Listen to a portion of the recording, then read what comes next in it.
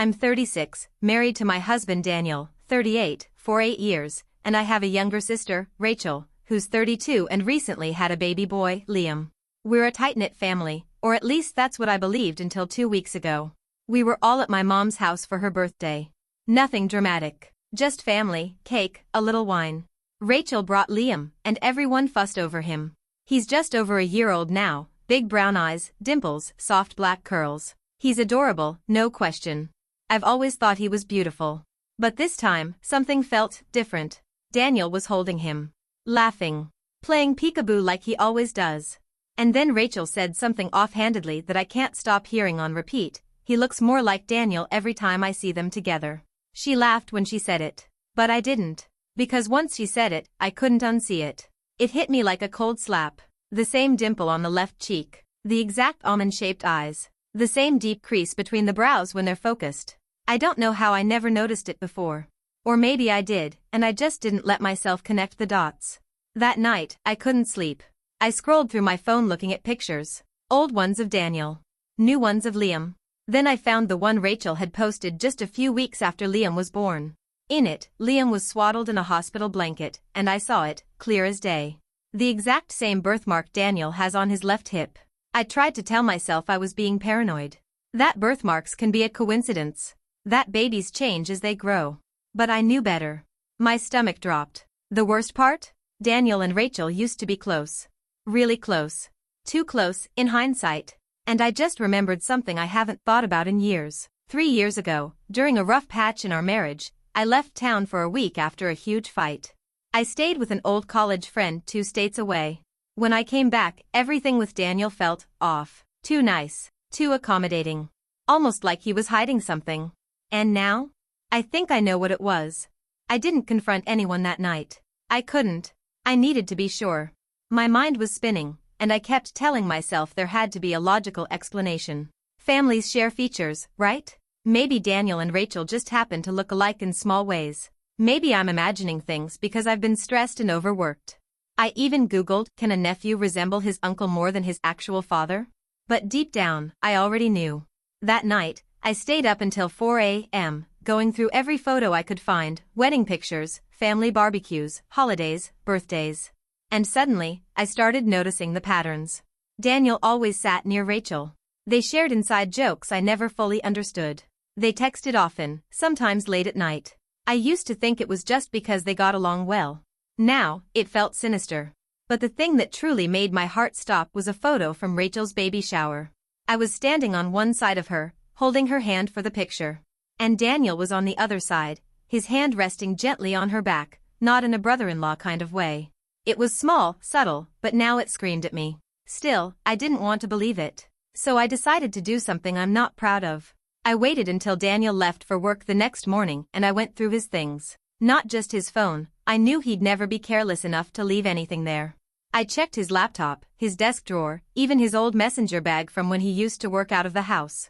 I wasn't looking for something specific. I just wanted anything that would either confirm my fears or let me breathe again. I almost wished I didn't find it. But I did. At the very bottom of his bag, buried under old receipts and loose change, was a folded piece of notebook paper. It was worn and crumpled, clearly old. My hands were shaking as I opened it. It was a note. Short, handwritten, and unmistakably Rachel's handwriting. Thank you for being there when no one else was. I'll never forget that night. I mean it. Love, R. There was no date. No context. Just that. But I knew. I just knew. I didn't sleep for 2 nights after finding that note. I kept hearing Rachel's voice in my head, soft and shaky when she found out she was pregnant. It was a surprise. I wasn't even seeing anyone seriously. I remember feeling sorry for her, thinking how brave she was for going through it alone. She told everyone the father was a short-term thing she didn't want to talk about, that it ended badly. My mom backed her up and said not to pry. So we didn't. None of us ever met him. There were no photos, no baby daddy drama, no custody talks. At the time, I thought it was her way of protecting herself. Now I wonder who she was protecting. I thought about confronting her. But every time I imagined the conversation, it ended with her denying it, laughing it off, gaslighting me. Worse, crying. Rachel has always had a way of making herself look like the victim, even when she's not. If I was going to ask her outright, I needed leverage. I needed something she couldn't talk her way out of. So I did something I've never done before. I called out sick from work and showed up at her house unannounced. She looked surprised to see me, but she let me in, carrying Liam on her hip like always. He smiled when he saw me. He has my husband's smile. I pretended everything was fine. Said I had the day off, figured we could catch up. She offered me tea, talked about how exhausted she was from being a single mom, how Liam was teething, how much she missed having help. That's when I asked her about the father again.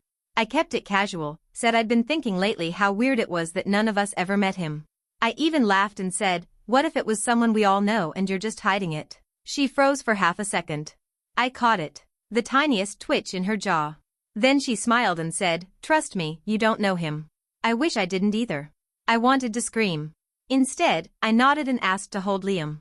She handed him over, and the second he was in my arms, I realized what I needed to do next. I was going to get a paternity test. Not for me. For Liam.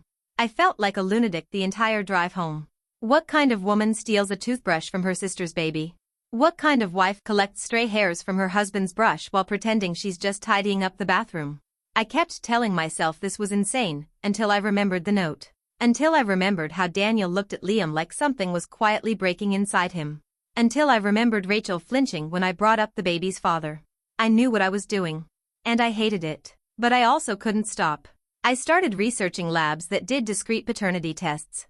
No legal proceedings. No drama. Just results. I found one that accepted anonymous samples, hair from Daniel's brush, and a swab or toothbrush from the child. I felt physically sick the whole time. I couldn't believe I was actually going through with it. Getting Daniel's hair was easy. I made sure to collect a few strands with the root still attached. I even labeled a little plastic bag like I was some kind of amateur detective. Getting Liam's sample was harder. I knew Rachel always left the diaper bag near the couch. I also knew she often used one of those silicone finger brushes to clean Liam's gums after meals. So when I visited again the next day under the pretense of dropping off a toy, I waited until she stepped away to take a call. And there it was. Right in the side pouch. Still damp. I slipped it into my pocket. I felt disgusting. The whole ride to the lab, I kept thinking, what if I'm wrong? What if this all turns out to be some crazy, grief-fueled fantasy, and I've just betrayed the two people closest to me for absolutely nothing? But part of me already knew the answer. The lab told me I'd have the results in about a week. That week was the longest of my life. Daniel kept acting normal. Too normal. Asking if I wanted to go on a weekend trip, talking about remodeling the kitchen, making plans for the holidays. And every time he smiled, I wanted to cry. Because I kept thinking about that baby, and how every gesture, every blink, every little dimpled grin felt like a slap in the face. I didn't want to believe it. But I already did. The results came on a Thursday afternoon. I opened the email in the laundry room with the dryer running so no one could hear me if I screamed. And I didn't scream. I just stared. 99% match. Daniel is the father. I thought I'd feel vindicated. Like all the paranoia, the nights spent awake, the guilt, the spying, it would all be worth it once I saw those results. But I didn't feel relieved. I felt hollow. I sat on the floor in the laundry room, holding my phone like it might catch fire, and I just shut down. I couldn't cry. I couldn't scream. I couldn't move. I kept reading that number over and over again, 99%, like maybe it would change if I blinked hard enough. My husband, the man I built a life with. My sister, who shared my childhood, my secrets, my world. They had a child together. And the worst part? Neither of them told me. They just carried on like nothing happened. Held their smiles. Played their parts. Let me bounce Liam on my knee at family dinners. Let me knit him a baby blanket. Let me believe I was just the doting aunt while they stood there, knowing the truth. I didn't know what to do. So I didn't do anything. For 4 days, I said nothing. I went through the motions, made dinner, laughed at Daniel's jokes, texted Rachel like I wasn't seconds away from burning everything down. I studied their replies like I was preparing for battle. But I didn't tell a soul. I was waiting for the right moment. It came on Sunday. My mom decided to host a girls' brunch. Just me, Rachel, and her. She said she missed having her daughters together. It sounded harmless. And I knew Rachel would be there, with Liam. I didn't have a plan. But I brought a printout of the lab results in my purse. The second I saw Rachel walk in, all smiles and baby talk, I nearly lost it. She handed Liam to our mom, kissed her on the cheek, and plopped down beside me like we weren't living in completely different realities. That's when our mom went to the kitchen to grab mimosas. And I turned to Rachel. I didn't say a word. I just pulled out the envelope, slid it across the table, and watched her face as she opened it. It was like watching someone fall through the floor. She looked up at me, silent, pale, and I finally asked the only question I could manage. How long were you going to let me think he wasn't yours? She didn't answer. Not right away. But when she did, what she said was worse than anything I imagined. She stared at the paper for what felt like forever. I thought maybe she'd deny it. Maybe she'd say I faked the results or misunderstood something. I would have almost preferred that. But instead, Rachel folded the printout slowly, set it on the table between us, and whispered, "I didn't think you'd ever find out." That sentence, soft, flighty, casual, was the match to the fire I'd been holding back all week. I wanted to scream at her, grab her, demand she explain every detail. But I couldn't move. I was frozen in place, blinking at my own sister like she'd just admitted to murdering someone. And in a way, she had. She murdered every memory I had of us being sisters, of trusting her, of sharing birthday cakes and sleepovers and heartbreaks. It all shattered. Then she leaned in, voice shaking a little now, and said something I still don't know how to process. It wasn't supposed to happen more than once. Once. More than once. I asked her how long it went on. She didn't give me a straight answer. Just said it started during that week I left town 3 years ago, the week Daniel and I had our worst fight ever. I remember it clearly. I told him I needed space, and I left. And apparently, he ran straight to her. She told me she was drunk, that he was hurting, that it was a mistake. But it didn't stop there. According to her, they tried to cut it off. That's the word she used. Tried. But they kept seeing each other. Secretly. She said it was emotional more than physical, like that was supposed to make it better. Then she said something I'll never forget, not even if I live to be 100. I didn't mean to get pregnant. I thought about not keeping it. But then I saw the ultrasound, and he's mine. She said it like that made her brave. Like she deserved credit. And I just sat there, staring at the woman who used to braid my hair in middle school, who helped me shop for my wedding dress, who toasted me at my engagement party. All I could say was, "Did Daniel know?" She hesitated, just long enough to confirm the answer before she said it. Yes, he knew. He knew the entire time. And he married me anyway. I left the brunch without saying goodbye. My mom was still in the kitchen pouring mimosas when I stood up, grabbed my purse, and walked out the door like my feet were moving on their own. Rachel didn't follow me. She didn't apologize. She didn't even look ashamed. I don't remember the drive home. I just remember my hands shaking so hard on the steering wheel, I almost pulled over twice. I didn't even cry. It was like my body was stuck in shock, some numb, floaty place between heartbreak and rage. When I pulled into the driveway, Daniel's car was already there. I sat in the driver's seat for a long time, watching the light in the kitchen flicker through the curtains. I imagined him in there, maybe chopping vegetables or scrolling through his phone. Living his ordinary, lying life. I wasn't going to wait. I walked inside and dropped the lab results on the counter without saying a word. He asked what it was, trying to act casual. I told him to open it. The moment he read the heading, Paternity Analysis Results, his face changed. Not panic. Not guilt. Just that stunned, wide-eyed look you see on someone who just realized the plane is going down and there's no parachute. He didn't ask me where I got the samples. He didn't accuse me of snooping or invading his privacy. He knew exactly what it meant. And all he said was, "It was a mistake." I laughed. It wasn't a normal laugh. It was the kind that sounds more like a scream being suffocated. A dry, broken thing. Because that word? Mistake? That's what you use when you spill wine on the rug. Not when you sleep with your wife's sister. Not when you father a child and lie about it for over a year. I asked him how long it lasted. If it really was just once, like Rachel claimed. He didn't answer. He didn't deny it either.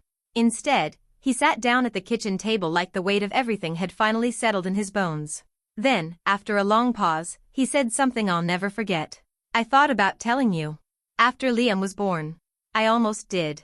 But I didn't want to lose you." That's when I felt something snap inside me. Because he didn't want to lose me?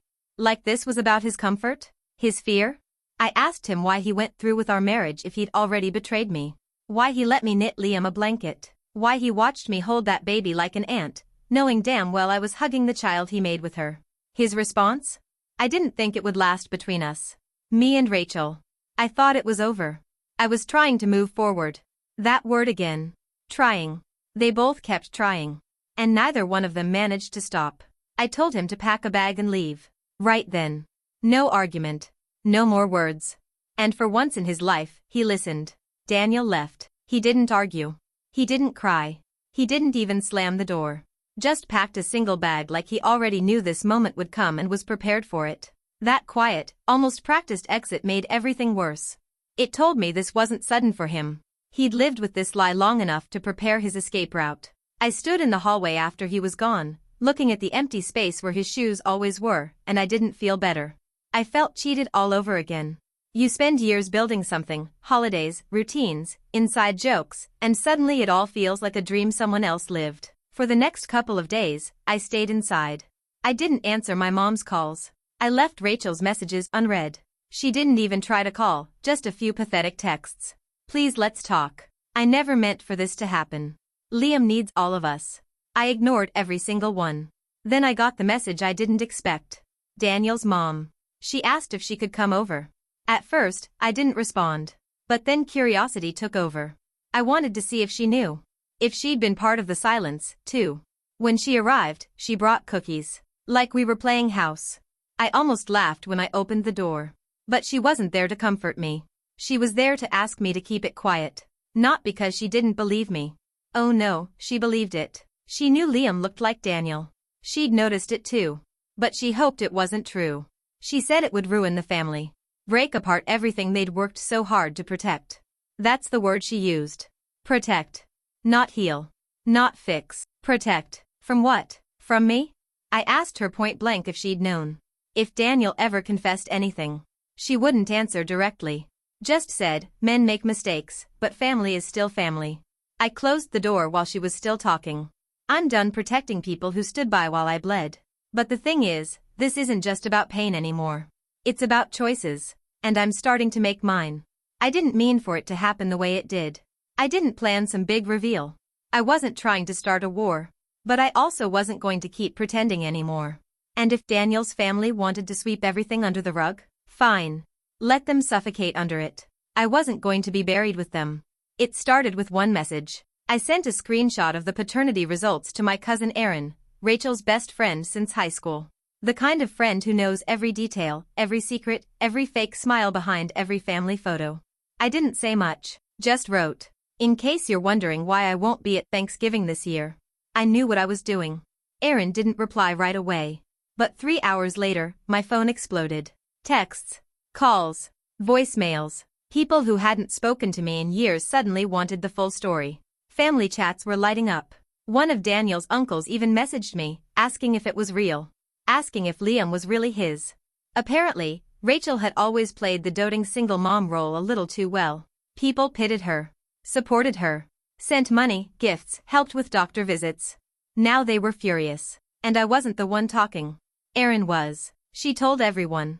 And I didn't stop her. By the end of the week, it wasn't a secret anymore. Not in our family.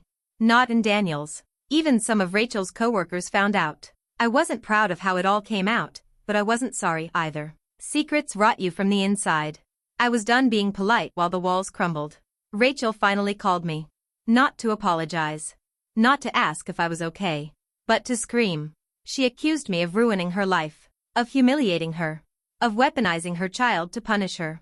She cried, said I had no idea how hard it was to be a single mom, how scared she'd been. And honestly? I didn't yell back. I just told her the truth. You weren't scared when you slept with him. You weren't scared when you watched me hold your baby. You only got scared when the mask came off. Then I hung up. Daniel tried too. He texted, then emailed when I blocked him. All the same tone, regret without responsibility. He wanted to explain. He said things were complicated. That he made a terrible mistake, but that he never stopped loving me.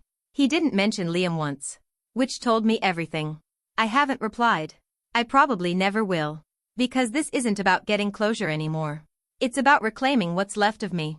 It's been 6 weeks since I opened that email. 6 weeks since the world I built cracked open and showed me what was always underneath. I thought by now I'd feel calmer. Lighter, maybe. I don't. But I do feel clearer.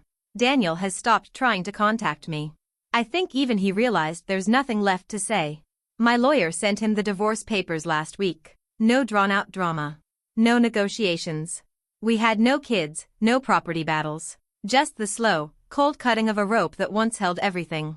Rachel moved out of state. That part actually hurt more than I expected. Not because I miss her, but because she took Liam with her. And the strangest, ugliest part of all this is, I miss him. A piece of me still sees him as my nephew. I never asked for that bond. Never tried to build it. But it happened. Now I'll probably never see him again. I wonder sometimes if she'll tell him the truth. If someday, years from now, he'll look in the mirror and ask questions about that dimple, those eyes, that unspoken silence that followed his birth like a shadow. Maybe he'll find that same envelope one day. Maybe she'll burn it before he ever gets the chance. That's her problem now. Not mine. As for me, I've started over.